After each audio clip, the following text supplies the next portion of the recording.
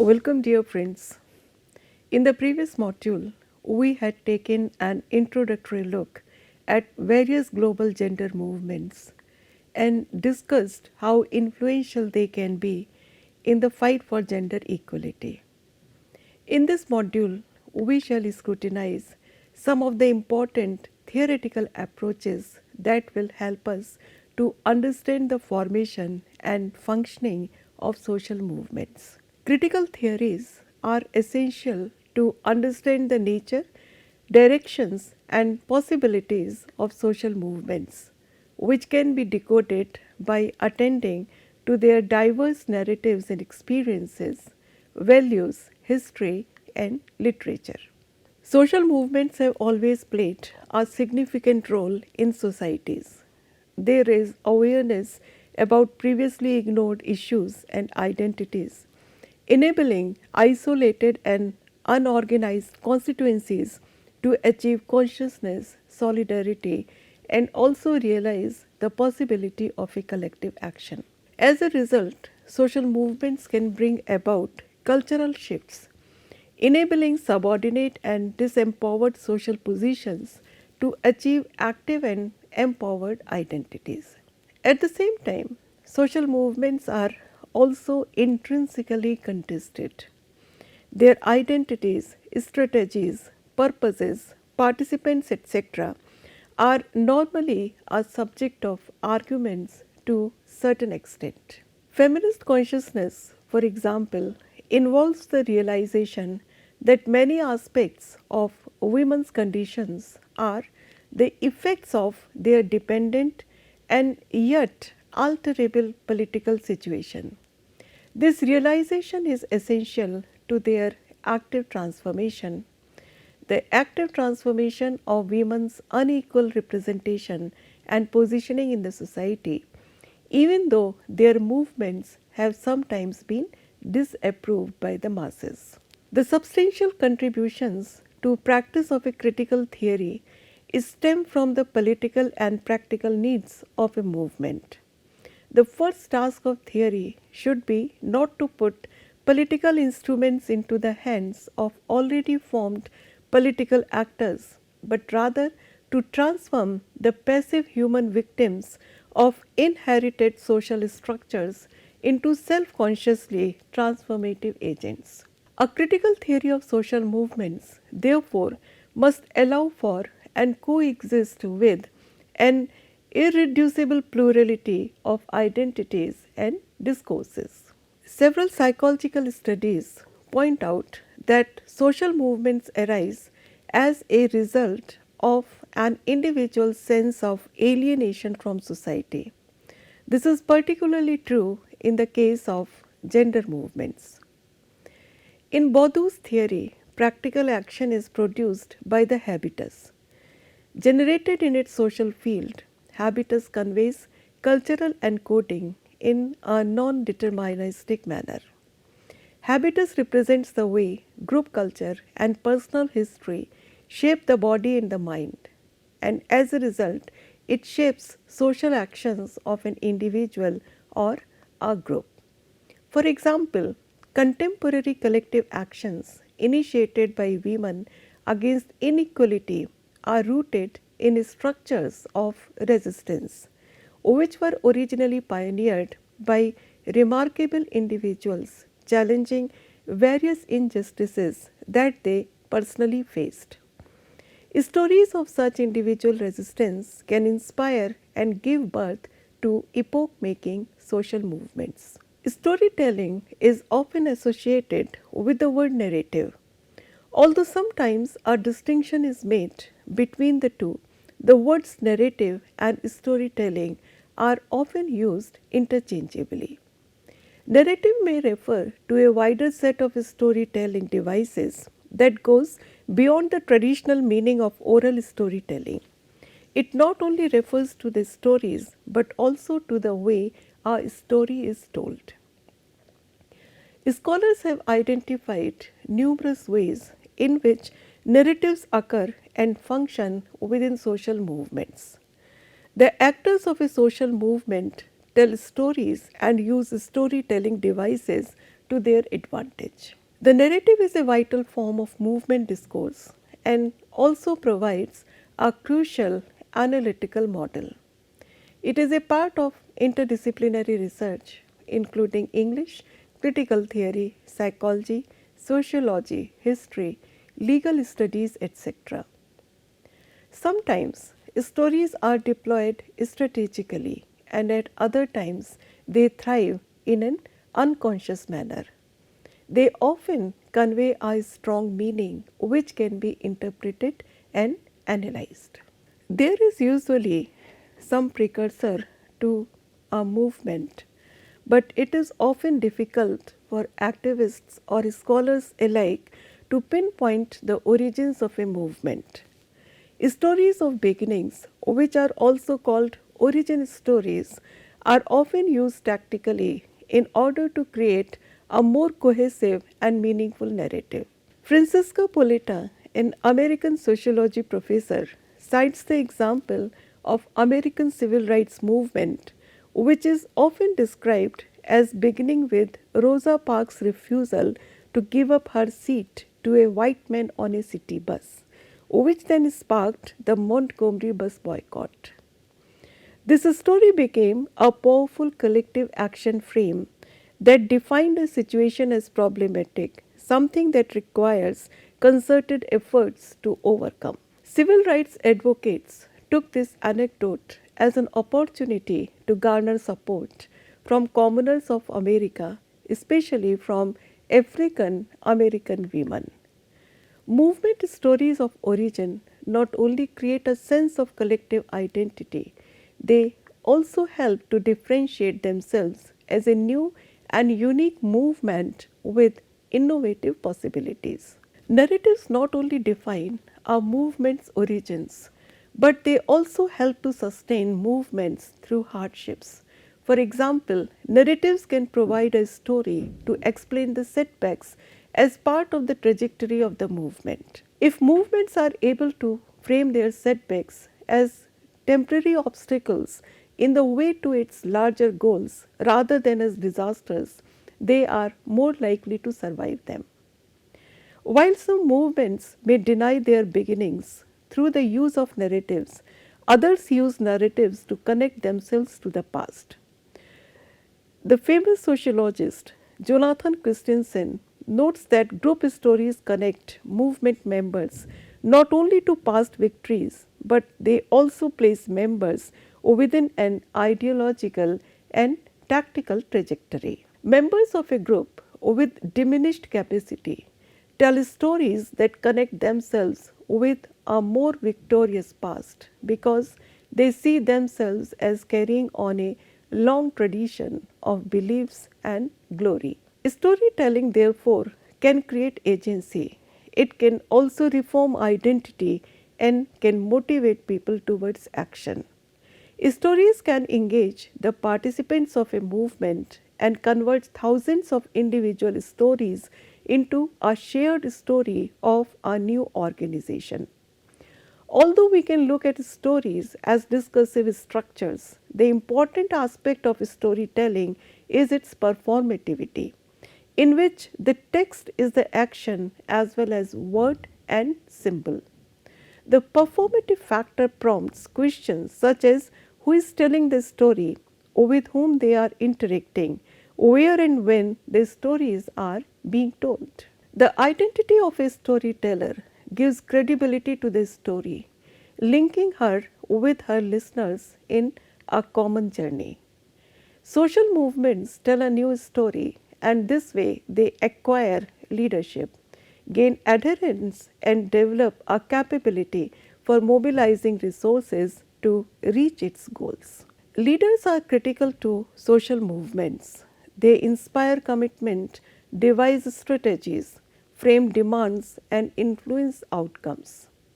Figures like Elizabeth Cady Stanton, Susan B. Anthony, and Lucretia Mott played a crucial role as the founders and leaders of American women's suffragette movement.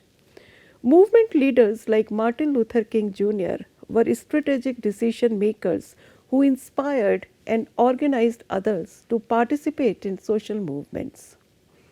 Charismatic authority is a concept of leadership developed by the German sociologist Max Weber. Weber notes that organizations can be influenced deeply by the charisma of its leader. Unlike the other two types of authority, that is traditional and legal, traditional authority is also termed as coercive authority and legal authority is also termed as rational authority. Unlike these two types of authorities, the charismatic authority depends on the perceived legitimacy, positive energy, and a sense of greatness. We can refer to Emmeline Pankhurst to illustrate the idea of charismatic leadership. She is the English political activist and best remembered for organizing the suffragette movement and helping women to win the right to vote in the United Kingdom in 1928. She founded and became involved with the Women's Franchise League, which advocated suffrage for both married and unmarried women. In 1903, Pankhurst founded the Women's Social and Political Union, popularly known as WSPU, an all-women suffrage advocacy organization. Pankhurst's 40-year campaign achieved complete success in the year of her death when British women obtained full equality in the voting franchise in 1928. At the threat of police violence, she had given empowering speeches to women of her time. This is depicted in the 2015 British historical film Suffragette, which is directed by Sarah Gavron. Let us look at a speech given by the character of Pankhurst in the movie. The organization that Pankhurst led is specialized in highly visible publicity campaigns such as large parades. My friends, in spite of His Majesty's government, I am here tonight. I know the sacrifice you have made to be here. Many of you, I know, are estranged from the lives you once had. Yet I feel your spirit tonight. For 50 years, we have labored peacefully to secure the vote for women. We've been ridiculed, battered, and ignored. Now we have realized that deeds and sacrifice must be the order of the day. We are fighting for a time in which every little girl born into the world will have an equal chance with her brothers.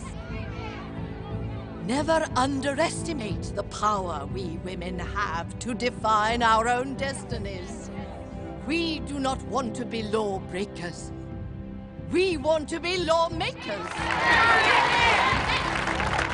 We have been left with no alternative but to defy this government. If we must go to prison to obtain the vote, let it be the windows of government, not the bodies of women, which shall be broken. I incite this meeting and all the women in Britain to rebellion. I would rather be a rebel than a slave. The movie is told from the perspective of a 24-year-old laundry worker, Maud Watts. Maud Watts has been played by British actress Carey Mulligan in the movie. The character of Maud meets Emily Davison, a confidant of Pankhurst, while she was arrested and kept in prison. WSPU, the Women's Social and Political Union, was led by Emmeline Pankhurst and her daughters Christabel and Sylvia. Public gatherings under her had the effect of energizing all dimensions of the suffrage movement. While there was a majority of support for suffrage in Parliament, the ruling Liberal Party refused to allow a vote on the issue. It resulted in an escalation in the suffragette campaign. Some of the militant ways of protest taken up by the WSPU, like stone throwing or window smashing, were vehemently criticized during the 20th century. But this women's union rejuvenated the suffragette movement in the UK. Women over 30 who met minimum property qualifications in the UK were given the right to vote in 1918, rights over their own children in 1925, and the same voting rights as men in 1928 over the age of 21. In the theory of political leadership proposed by a German sociologist Robert Michels, followers willingly cede agency to their leaders. The masses are grateful to leaders for speaking and acting on their behalf.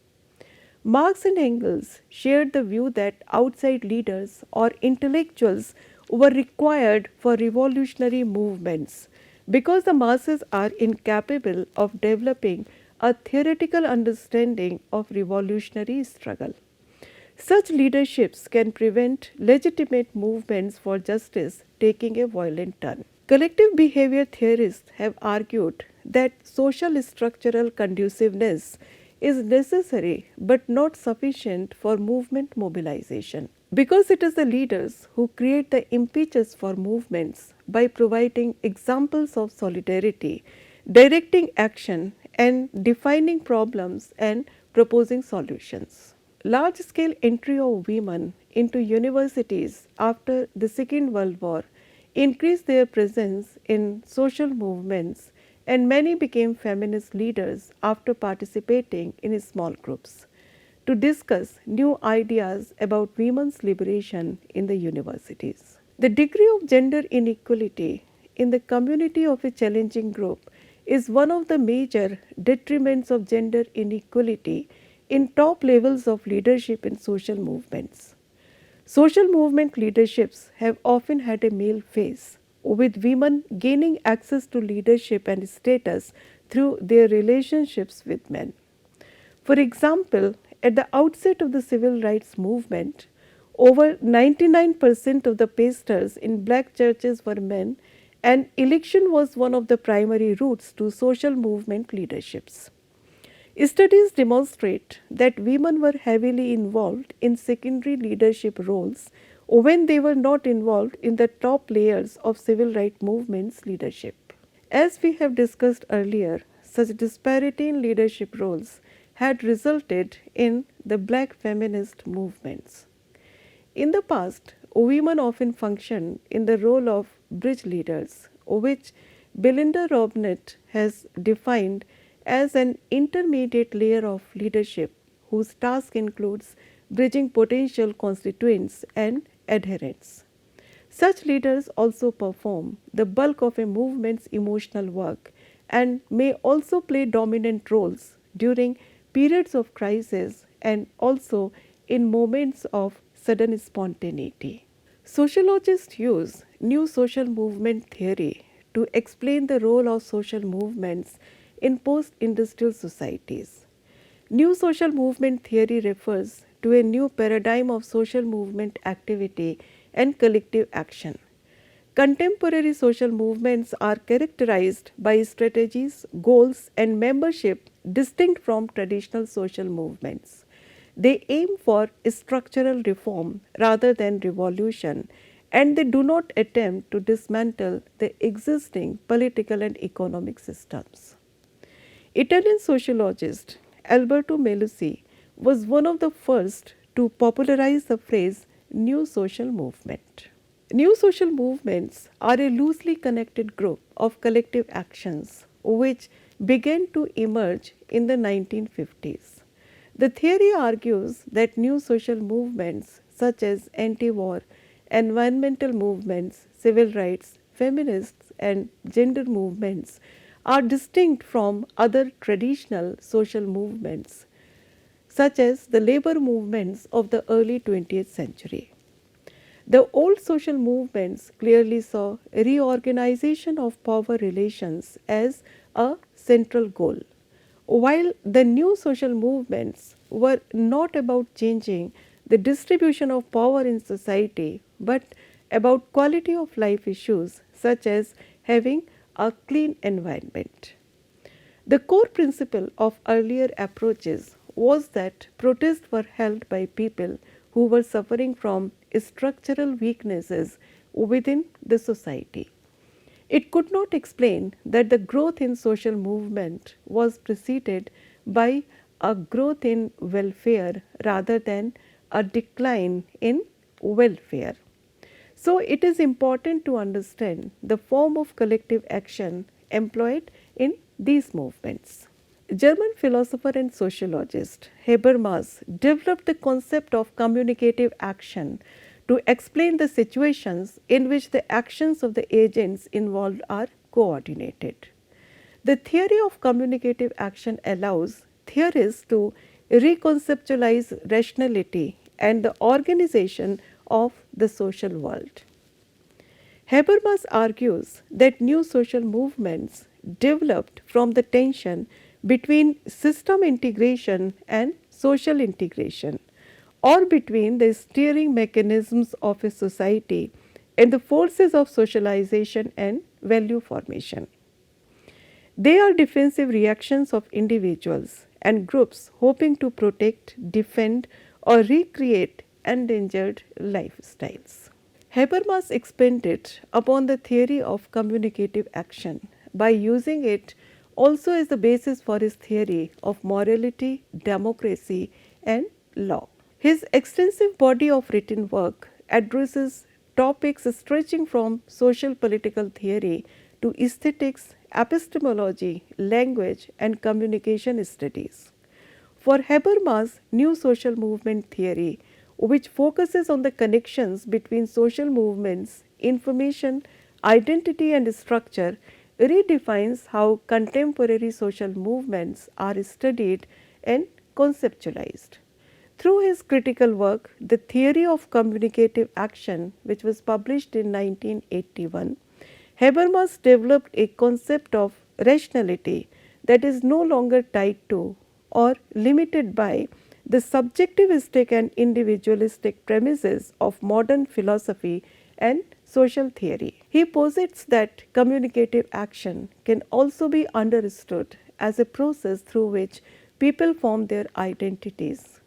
A communicative action serves to transmit and renew cultural knowledge, and when done collectively, it can coordinate eventual social integration and solidarity. Collective action is a widely used concept when analyzing social commentaries on gender, multiculturalism, sexuality, identity politics, and social movements. The conceptual precursors of movement collective identity can be found in Marx, Durkheim, and Weber. Apart from this, there are psychological studies which describe the connection of personal identities to social groups. In the new social movements after the Second World War, collective identity replaced class consciousness as the factor that accounts for mobilization and individual attachments. Collective participation often emerges out of a sense of solidarity. While solidarity is conceptually distinct from collective identity, the two constructs are basically intertwined. Solidarity is rooted in the configuration of relationships linking the members of a group to one another. It requires the identification of collective entity and participants' identification with a body of affiliated actors. For example, HeForShe is a famous solidarity movement for the advancement of gender equality initiated by the United Nations.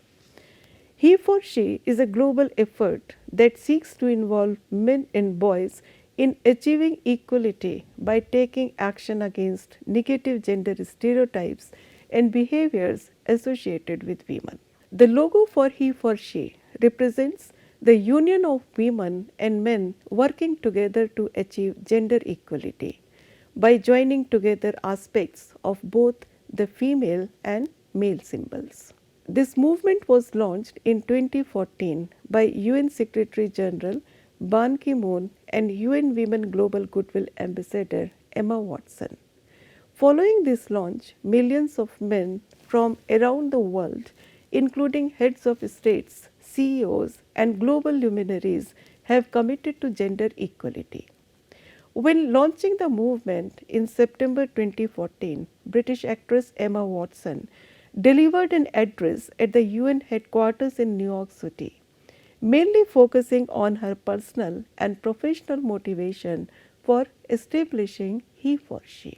The following video shows Watson's speech in which she calls for men and women having equal rights and opportunities and suggesting that the feminist movement should be equally supported by men.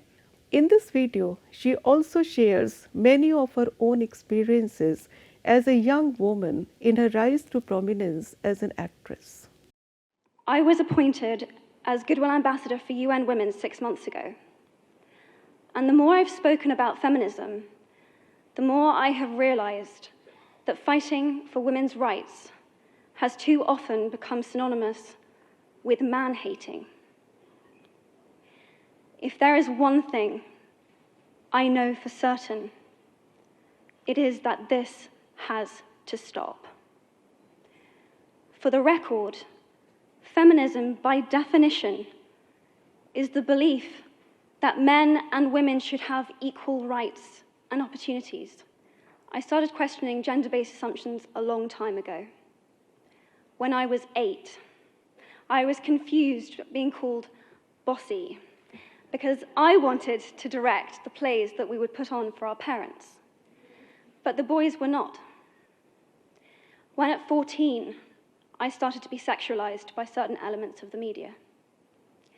When at 15, my girlfriends started dropping out of their beloved sports teams because they didn't want to appear muscly. When at 18, my male friends were unable to express their feelings. I decided that I was a feminist, and this seemed uncomplicated to me. But my recent research has shown me that feminism has become an unpopular word. Women are choosing not to identify as feminist. Apparently, I am among the ranks of women whose expressions are seen as too strong, too aggressive, isolating, and anti-men. If you believe in equality, you might be one of those inadvertent feminists that I spoke of earlier. And for this, I applaud you. We are struggling for a uniting word, but the good news is that we have a uniting movement. It is called HeForShe. I am inviting you to step forward, to be seen, and to ask yourself, if not me, who? If not now, when? Thank you very, very much. Watson achieved international stardom through her major role in the Harry Potter movies. In her 12-minute speech, she extensively talks about how she became a feminist when she began to question stereotypical assumptions that people had made about her gender. Watson engages the audience by using all three modes of persuasion: ethos, pathos, and logos. She makes the audience have emotional reactions, draw logical conclusions, and trust her and themselves as capable of affecting change and promoting gender equality. In the speech, Watson argues that she has realized that fighting for women's rights has often been synonymous with man-hating, and that myths about the negative implications of feminism need to be put to rest. The speech is also specifically aimed at engaging men and boys in advocating women's rights. This speech, which instantly became viral online, shows the attention that popular leadership can garner to support movements for gender equality. Furthermore, Watson uses her linguistic prowess and strategies of narrative and rhetoric to establish social relations of international solidarity, thereby empowering the HeForShe movement. The strong presence of purpose and solidarity eventually results in collective action with a shared sense of agency. In their review of collective identity, Poleta and Jesper include the following points in their definition of the notion of collective agency. Firstly, an individual's cognitive, moral, and emotional connections with a broader community, category, practice, or institution. Secondly, it is a perception of shared status or relation which may be imagined rather than directly experienced. Thirdly, collective identities are expressed in cultural materials, names, narratives, symbols, verbal styles, rituals, and clothings, etc. But not all cultural materials express collective identities. Lastly, unlike ideology, collective identity carries with it positive feelings for other members of the group. This definition highlights the multidimensional character of collective identity as it includes cognitive, moral, and emotional elements. It also suggests that collective identity is related to and yet distinct from such concepts as ideology, personal identity, and motivation. After debates on new social movement theory in the academic circles, several post-structuralist philosophers rejected approaches to movement studies inspired by modernist thinking. Postmodernity refers to new ways of thinking about thought and argues that knowledge itself needs to be understood in a different way. It refers to the view that institutions and ways of living characteristic of modernity have been replaced to such a profound extent that our society is fundamentally different from modernist notions of culture. Modern social movements had homogeneous membership, formal leadership, and a hierarchical structure, but postmodern ones have heterogeneous memberships in which members have cross cultural and diverse social class backgrounds. Besides it, under postmodern understanding of social movements, membership for a cause is not seen as permanent, and members of postmodern movements are not heavily reliant on a need for leadership, primarily to avoid the conventional type of hierarchy. Michel Foucault's ideas about localized power and resistance had impacted the understanding of social movements of the 1960s. What Foucault proposed was a dispersed micropolitics and resistance against localized and diffused forms of repression. While modern movements attributed importance to intellectuals in terms of interpreting goals in programs, postmodern social movements are constituting themselves. These movements are self-reflective and constantly interrogate themselves as movements. This general skepticism compared to modernists is in concurrence with Hannah Arendt's idea of political action being unpredictable. Arendt argued that human action, whether individual or collective, implies the possibility of creation and innovation. Earlier this week, we have discussed how Judith Butler has referred to Hannah Arendt in the context of political action in her essay Precarity, Performativity, and Sexual Politics. As a visionary thinker, Arendt expounded the importance of perceiving speech and political action as dynamic and dialogic with creative possibilities. As a postmodern understanding of human action and culture also contains similar notions, many scholars today consider Hannah Arendt as a postmodern thinker, and her work is frequently employed to study contemporary social movements. Foucault and Deleuze rejected all totalizing theories, which they associated with modernist thinkers such as Habermas and Ellen Turin. Instead, they advocate a view of political theory as a local and regional practice. Rather than aiming for a single and seamless totalizing theory of society, the theorists should be committed to acknowledging multiple perspectives, experiences, and voices. Foucault's archaeology and genealogy of discursive practices and institutions contribute to this task by uncovering hidden or masked or subjugated discourses.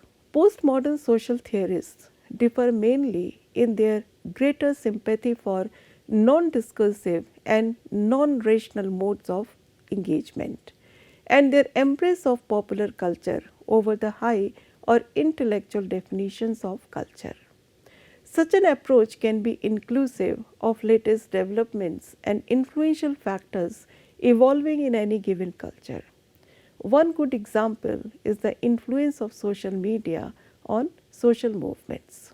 Social media technologies generate new ways of interacting where users are not only able to view and use information provided on the web but also to take part in the web environment by expressing and sharing their own thoughts and ideas. Hence, it becomes an effective tool for involving numerous individuals in current social issues. Based on this new media sociality, today's media involve human networks that enhance connectivity and enable individuals to share experiences and insights. In this regard, discourses in a society can be generated and spread through the use of new media. New media promotes sharing of common interests and provides the public a space to debate the issues within communities. Social media facilitates harnessing the power of people who have similar ideas by disseminating information quickly and broadly on a network. Traditional mobilization combines individual resources to establish collective power through social movement organizations. In contrast, social media garners diverse voices and disseminates information for social movements with great immediacy supported by multimedia content. The explosion of social media and increased use of new technologies by women represent important opportunities to bring gender equality and women rights issues to the forefront of both policy making and media attention.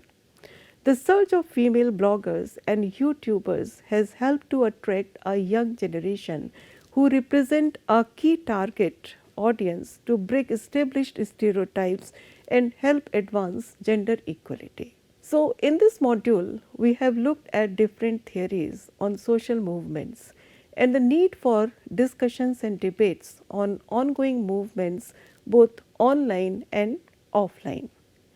A theoretical approach helps to trace the origins of collective action, narrative contributions, the role of leadership, and self reflexive thinking. In the next module, we shall analyze how Time's Up and Me Too movements challenged sexism, patriarchy, and other forms of oppression via a feminist uptake of digital communication. Thank you.